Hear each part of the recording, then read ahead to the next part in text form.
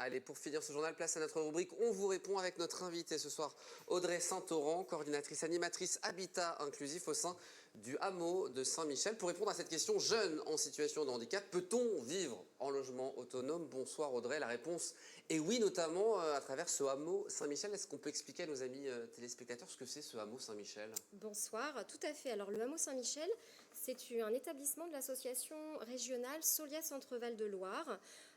Concrètement, donc c'est une résidence d'hébergement qui se situe au cœur de Tours, pas très loin des Halles, avec un restaurant associatif qui est ouvert à tous et à toutes. Cette résidence d'hébergement, elle est fondée sur un principe de mixité sociale et culturelle et elle accueille différents publics à l'année. Donc on va retrouver des étudiants, on a une 50aine de chambres, 22 places pour des personnes en pension de famille, également un centre parental avec 10 familles gérées par le conseil départemental. On passe en mode hébergement touristique l'été avec des personnes qui viennent juste être logées sur Tours.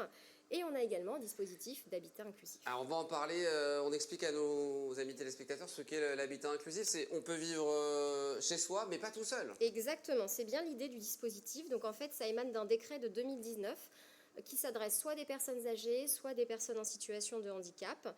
L'idée, c'est vraiment de développer une forme d'habitat qui va constituer une solution alternative à la vie en établissement et la vie en domicile.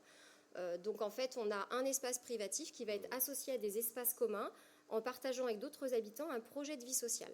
Alors, c'est quoi les contours de ce dispositif justement au sein de ce hameau Saint-Michel, de cet habitat inclusif? Alors, donc au niveau du hameau Saint-Michel, ça fait 5 ans qu'on développe ce projet d'habitat inclusif. On a aujourd'hui 14 places qui sont à destination donc, de jeunes en situation de handicap mental avec troubles du spectre autistique ou sans troubles du spectre autistique.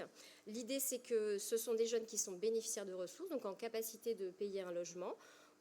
Ils font le choix de vivre à Tours-Centre en fait et on les accompagne dans ce projet. Ils sont en capacité de vivre de façon autonome. Ce sont des jeunes qui sont orientés par des structures médico-sociales avec lesquelles on a un partenariat très fort depuis des années. Et on a développé au sein du hameau 2 projets.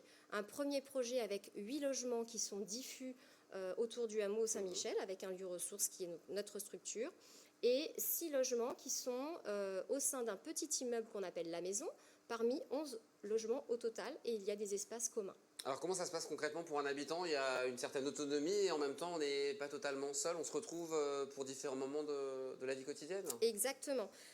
L'idée c'est vraiment dans l'habitat inclusif, on s'adresse à des jeunes qui vont être suffisamment autonomes pour vivre seuls en logement. On ne va pas nous se positionner sur un accompagnement médico-social mais plutôt sur une veille bienveillante, c'est-à-dire qu'on va intervenir au domicile de temps en temps, on va voir un petit peu avec l'habitant comment ça se passe, comment il se sent. S'il y a besoin d'un étayage, on va aller le chercher ensemble auprès de nos partenaires dans le droit commun et nous, on va coordonner l'étayage au domicile. On va donc plutôt être, nous, sur le développement de vraiment l'aspect collectif. On va mettre en place des temps d'animation, de loisirs, des sorties, tout ça basé sur l'envie des habitants. On va essayer vraiment de développer, faire émerger leurs propres besoins et non pas penser des projets un peu clés en main. Si on veut plus d'informations, on se rapproche de Solia directement? Exactement, vous pouvez contacter Solia Centre-Val de Loire. C'est écrit juste en bas, solia-centre-val-2-loire.fr. Parfait, c'est tout à fait ça. Merci beaucoup Audrey Saint-Auran d'être venue sur notre plateau ce soir.